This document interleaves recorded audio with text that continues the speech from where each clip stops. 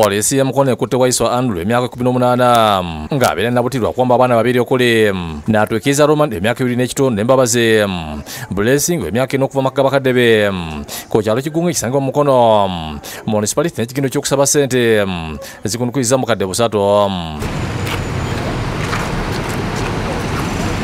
Waiswa okwatibwa kiddize polisi okubulinya akagere nga balondoola entambula z'essimu gy'abadde asabirako ssente obukadde busatu. Maama w'abaana bano Koli Mavise annyonnyodde engeri gye bamwambyeko abaana be ennaku bbiri emabega era ne bayita mbale yawamba abaana n'amukubira amasimu n'amutegeeza nti amusindikire ssente bw'atakikola obasa ekyo ebinaddirira ajja kubyejjusa. Akasawo we kaatuuka ak'okuzanya nga kaweddeko nga nzuukuse ne mbuuza abaana bange baliwa banibba ne baŋŋamba wano ba Blessing tebaliiwo naye waliwo omuntu gwe tukoze eki gwe tulabye azze n'apikinga abaana. Kyokka Kabuzi Kata maama akubwa ekigo polisi bw'ekutte ababya abaana be ng'amaaso gakuba ku muto we.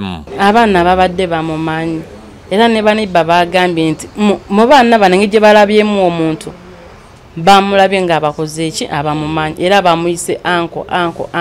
Waiswa wabuziddwa ki kyamuviddeko okuwamba abaana bamukulira ategeeza nti yakikoze ng'ayagala ssente obukadde busatu. Akisiza nti kituufu abaana yabawambye era nakubira maama waabwe essimu amusindikire ssente nti bw'atakikola ajja kwejjusa. Ngamba obwavu bunnuma ngamba nsobola obuyiya wano ssente z'amaama sibadde pacific nti njagala ssente wezi era mugabe bugambye teekako ssente gwe z'obuyiya zikola ki zigenda.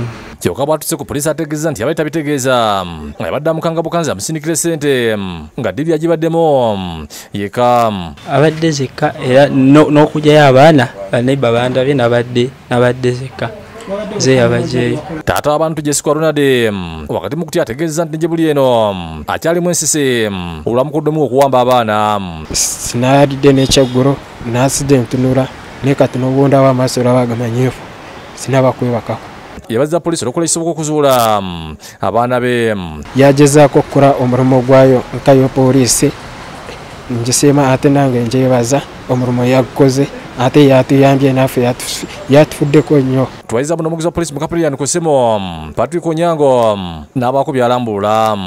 Abaana babataasizza babasanze nga babasibidde mu kisenge kimu ewa wono wa Waiswa wadde babadde ngeri tebadde tebannabakulya nga bali mugonvu.